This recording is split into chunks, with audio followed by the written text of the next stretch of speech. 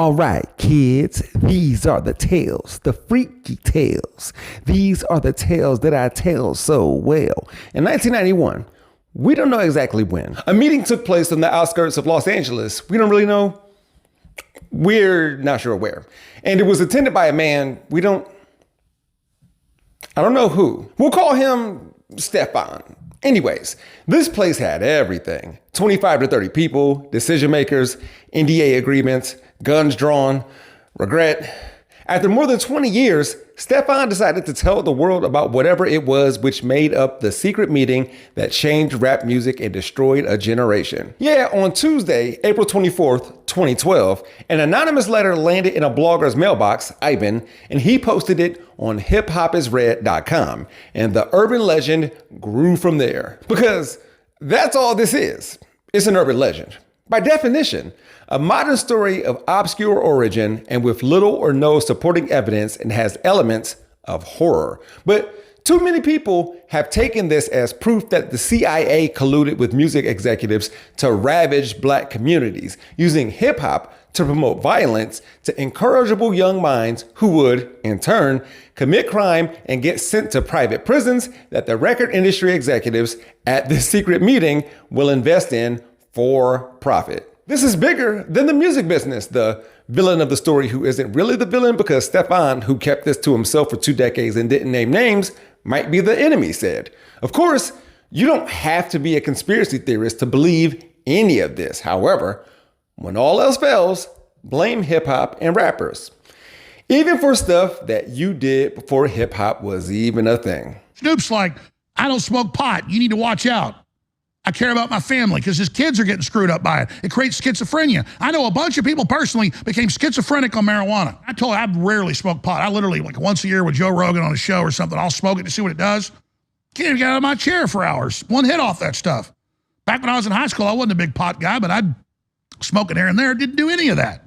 Alex Jones on his former show, InfoWars, which is probably being passed out like candy to Sandy Hook families right now, admitting that he used to smoke weed in high school, still does so with Joe Rogan, famously not a rapper, then claiming that weed is 30 times stronger than it used to be and causes dementia. So is this his way of telling us that he has dementia? Real quick, later on in that clip, he said, I told you it was CIA, referring to what he calls leftist globalists destroying black communities. Let me just show you a bunch of documents, articles, and congressional records before reading only the headlines of articles that he definitely didn't even skim through. There ain't no creases or folds near the staples, no highlights or underlines, no proof. As you're about to see, that's kind of how things go when it comes to talking about hip hop and crime, hip hop and culture, hip hop and history. I would know. I've talked about all 3 of these things in previous episodes. That's 42 plus minutes of work that may or may not come up in this episode. Today, we're going to talk about the CIA hijacking hip hop in order to create gangster rap. But what we ain't going to do is try to myth bust this letter. I mean, why would we? Would y'all spend time debunking the existence of Candyman? Ha! I bet not say that 4 more times. With that said, we'll focus on a few recording artists and music executives in order to make the case that this story is nothing but a fable that people can tell during a season such as this one. Just in time for Halloween. It says here, say more Halloween things. I guess me from the past thought I would be more festive. Jack-o'-lantern? I don't know. Honestly, you might be let down by the ending of this thing. Just like Candyman, damn it. So, Alex Jones was responding to an interview between Bill Maher and Ice Cube, where O'Shea said this. Who benefits and profits off our bickering and our division? You know, it's like follow the money. I don't know their names. Same people who own the labels own the prisons. So. Literally the same people? Literally the same people who own the labels own private prisons. Ice Cube is clearly in the music industry. He can't name the people he's talking about, and he used to write for other rappers, including Eazy-E in the late 80s and early 90s. Did Cube write this letter? During this interview with Bill Maher, O'Shea will go on to say that the higher-ups in the music industry that have direct knowledge that the CIA was using gangster rap to radicalize young black people would gatekeep the kind of records that will get played on the radio, then manipulate how positive, uplifting songs were deferred for murder music. They would also drop lines for rappers to use in order to promote violence. Not him, though. Not Ice Cube. Executives didn't tell Ice Cube what to say or do. We'll get back to him later. But this is a sentiment stated by the likes of Too Short, who made it known to NPR that he wasn't a pawn. He wasn't invited to the board meetings. He can't push the agenda in hip-hop music back to where positive songs are what we like more. Short Dog also said that Barry Weiss at Jive Records told him that Snoop Dogg, Dr. Dre, and Death Row Records were doing his style better than him. And if he wanted to move more records, he's got to get even dirtier, which is saying something. You know how many times you gotta say coochie to out Too Short, Too Short? He then claimed he wanted to make a positive album to counteract his X-rated work, which he thought was a good idea, but was prevented from doing so. Compare that to what a Joe Budden said. In my experience with him, I've never heard them tell somebody to push a drug image. I've never heard it. Now, I've seen them say, yo, go fake a relationship. I've seen them say, I've seen some of the fake fuck shit that niggas, I've seen them say fake some beef. I've never heard Lyor or his people say, yo, go fake the drug habit. That's three rappers saying that while the C-suite people leading their record label tried to influence image and message, telling them, in this case, Ice Cube, Too Short, and Joe Budden, it didn't apply to those rappers. But yes, signing rappers who are wild and gatekeeping records, as I alluded to earlier, could be part of what the CIA would have aimed to do during that secret meeting if it happened. So Joe Budden there was preparing to talk to Dame Dash about whether or not a certain executive was and is a culture vulture. And that executive is Lyor Cohen. Joe Budden did not agree that Lyor was a culture vulture. Budden is biased towards Lyor, according to Budden. Lyor Cohen is Dracula, a vampire. I didn't add fangs to this or nothing. He also happens to be Jewish, and oh my gosh, I only bring that up because ever since Norman Lear, black communities have been wary of Jewish people staking claim to black art, image, and IP. Lyor Cohen was the head of Def Jam, then he was at Warner Music Group, and may still be YouTube's head of music. Here's Lyor in his own words. They seem like they're making it cool to be drinking lean and syrup, and it's the most dangerous. It's the Perks most and dangerous Molly's thing that's facing our society. Are you So why sign an artist that would promote that? Because I already answered that question. You weren't paying attention. She asked me talent or issues, and I said talent. But I have to. I can't give up on people. But I'm saying that's hypocritical, though. You're saying the it's opioid problem's a problem. opportunistic. Yeah. I got people to feed. I got a business to run. Before I continue, I came across an article with the headline, "Former CIA agent admits agency created gangster rap to fill private prisons by glamorizing criminality." Fact checked by the People's Voice community, so you know it's good. It's the kind of thing that Alex Jones would have an intern print just to show an overhead view of this first page on his desk, and then throw each and every paper away. It reads, John Homston, a retired CIA agent, admitted in June of 2022 on national Russian television that the CIA was behind the creation of gangster rap in the late 80s and 90s in order to glamorize criminal behavior and fill private prisons. Furthermore, the government at the time spent big money, serious money, on this covert operation designed to further division and corrupt the American youth to nihilist, anti-establishment, and anti-American ideologies. Famous hip-hop lyrics of the legendary hip-hop outfit NWA were even scripted by a team of psychologists and war propagandists inside the CIA. According to the former agent, F the police and when I'm called off, I got a sawed off, squeeze the trigger and bodies are hauled off. I apologize for my lack of flow. But you know who said that? Ice Cube. For what it's worth, probably nothing, the article also said that Lyor Cohen is a CIA asset. Anyways, when Alex Jones posted his CIA race war program behind radicalization of blacks via gangster rap, Ice Cube response video on Twitter, this user retweeted it and said, I believe Ice Cube likely has direct knowledge of the secret meeting. It should be noted that Cube's group was active between 1987 and 1991 per Wikipedia, which leaves speculation that either the NWA group was directly involved in the matter or were at least a model that all other groups were to mimic, being the group was directly blamed for the rising crime rate by the federal government at the height of the group's career. There's a video on YouTube of Crazy Bone of Bone Thugs and Harmony reading this letter while speaking to Dame Dash, by the way. So, when someone on Twitter added, unfortunately, music did play a part with the crack being pumped into our black and Latino neighborhoods, O'Shea said, BS. Crack was in the neighborhoods a decade before gangster rap. In the 70s, they called it freebase.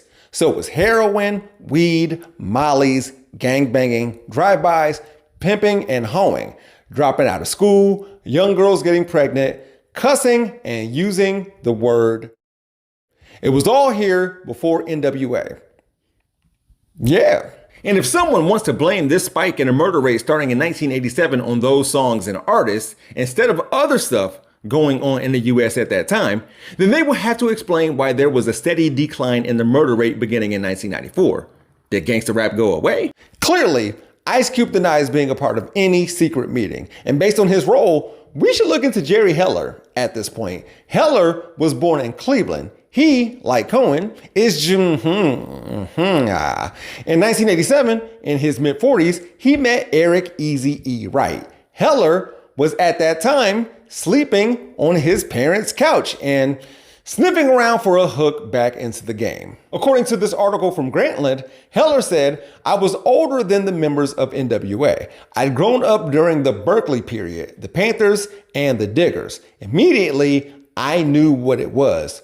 Right from that very first time I heard Boys in the Hood, I just knew that somehow I was in the right place at the right time. Heller is claiming to at least recognize black social movements, and Boys in the Hood by NWA to him is like Fight the Power by Public Enemy. Similarly, Jimmy Iovine of Interscope says, I come from a background of where artists are allowed to create anything they want to create. That was my history. That's all I knew. That's a very complex issue. But if that's Dre and Snoop's truth, for example, what am I supposed to do?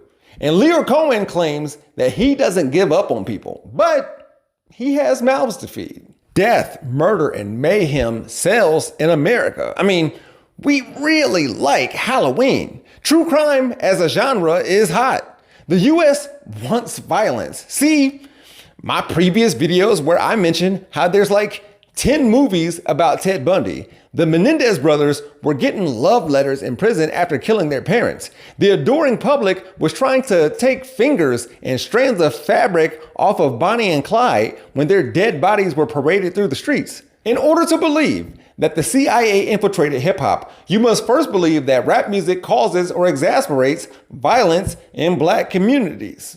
It does neither. I've asked for proof along 3 videos. Still haven't gotten it beyond people telling me that it's common sense without providing stats, facts, or figures. If I presented the link between smoking cigarettes and lung cancer, which is common sense, I would have data as evidence to back it up. In order to believe that any music can lead to criminal behavior and getting locked up, you would have to romanticize pre-1960s America. Don't. You would also have to believe that rap music somehow, some way, only or mostly encourages young black people to respond to gangster rap with imitating what they see and hear. Not any other race and not any other form of entertainment, including other musical genres or violent movies that include scores. That's music. Did Reservoir Dogs encourage white kids to point guns at one another? Did Candyman make black kids want to cover themselves in bees? Oh, shoot. In The Music Industry Funds Private Prisons, Analyzing Hip-Hop Urban Legend, there's this excerpt.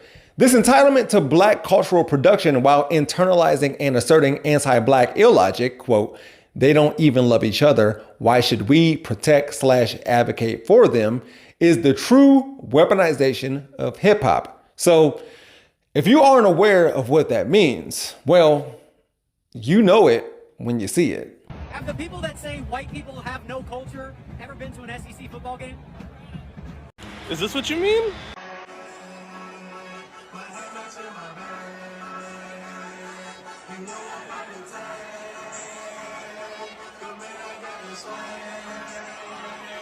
I guess their use of hip hop is pure and unadulterated. I ain't see nobody out there big, stupid, fresh like they wrapped up in saran. Nobody's chain was shining hard like it just gave they neck a tan. Not even the rednecks. Depending on where you stand with this topic, you might be under the impression that listening to Beethoven will make your child a genius or something. Some people watching this don't think rappers are smart. Oh, and I should tell you that the biggest reason that prisons have grown so much over the last few decades is that people are being sentenced to longer and longer terms. And evidence shows that longer sentences don't do anything to reduce crime. Additionally, per the Sentencing Project, about 1 in 9 U.S. prisoners are currently serving a life sentence, and that rate has climbed over the past few decades. So not only is it the expansion of life sentences, but it's the rise in life without parole sentences. Only about 6,000 people in prison, less than 1%, are employed by private companies through the federal PIECP program, which requires them to pay at least minimum wage before deductions. In fact, just 8% of all incarcerated people are held in private prisons. The vast majority are in publicly owned prisons and jails. Prisons being factories behind fences that exist to provide companies with a huge slave labor force is kind of a myth, nor are they the source of most prison jobs. The growth of private prisons leveled off at around 2014. You know what else that year gave us? Drill music. Hey, y'all know that rappers are emulating the gangster outlaw image, right? It came from somewhere else. Jay-Z's whole thing used to be Mob Boss. He's got a song called 03 Bonnie and Clyde. His music features references to Dutch Schultz and Butch Cassidy. Beanie Siegel's rap name may emulate Bugsy Siegel. Fabulous called himself William H. Bonney. That's Billy the Kid. I did an episode here a few weeks ago about the Forbes 30 for 30 Summit, where Machine Gun Kelly was a panelist and performer. Where do you think he got his name from? The point is, even if there was a secret meeting, there's no way that they met their goals and objectives, whatever they were. We really don't know. I can't stress that enough. I'm more concerned with why people believe in conspiracy theories. Now that's scary. Psychology Today stated that those reasons can be grouped into 3 categories: the desire for understanding and certainty, the desire for control and security, and the desire to maintain a positive self-image. That third one is key because research into conspiracy theories gives some a sense of community. It's like they're holders of privileged knowledge that they didn't look into far enough. So there's that surface level understanding. And then there's the people who don't believe there's a link that goes from slavery to a loophole in the 13th Amendment to black codes, convict leasing, sharecropping, and mass incarceration. Do y'all know where private prisons in America come from? Louisiana, 1844. The penitentiary was ran as a factory using inmates to produce cheap clothes for enslaved people. Ain't that bottom? No matter what I've said and will continue to say, relating violence in black communities to rap music is just going to be this argument that's made from time to time, like it's new every time, instead of dealing with what the real issues at hand are. A brief history of nobody wants to work anymore. 2024, what has happened to the work ethic in America? Nobody wants to work anymore. 2006, I can't believe the bad luck I've had. Nobody wants to work anymore. 1999, nobody wants to work anymore, Cecil said. They all want to work in front of a computer and make lots of money. 1981, I hired 2 boys to clear the rocks off the land last week, but they just fooled around. They didn't want to work. Nobody wants to work anymore. 1979, nobody wants to work anymore. Disgusted businessman. 1952, I heard somebody say the other day that everybody is getting too darn lazy and nobody wants to work anymore. That's the truth if I ever heard it. Is it nobody wants to work anymore, or people don't want to work for that person or people or business or corporation in particular? Is it life imitates art, or is this art form specifically an acknowledgement of hood life? When I tell people that hip hop was made in response to violence instead of causing it, they don't believe me, despite showing graphs and reading studies that they recommend. I may as well have made up some story and posted it on the internet like it was some letter given to me. Now, go get some candy, man. We're going to be all right. But we do have black people that get on the radio every day in white-owned companies, white-owned stations with white-owned sponsors that play the role of hypersexualized, hypercriminalized male. I ask these advertisers, I say, I've got hundreds of songs a day that celebrate killing animals. Will you put them on your station? They said, no. I got hundreds of songs a day that talk about assaulting women and abusing kids. Would you put them on your station? They said, no. I said, I got hundreds of songs a day that talk about murdering blacks. Would you put them on your stations? They said, well, that depends. Depends on what? Who it's done by and who it's branded for. Because if we can get black folks to sing about it and we can brand it for our youngest black audiences, I think there's money to be made. I think there's American appetites to see these people that way.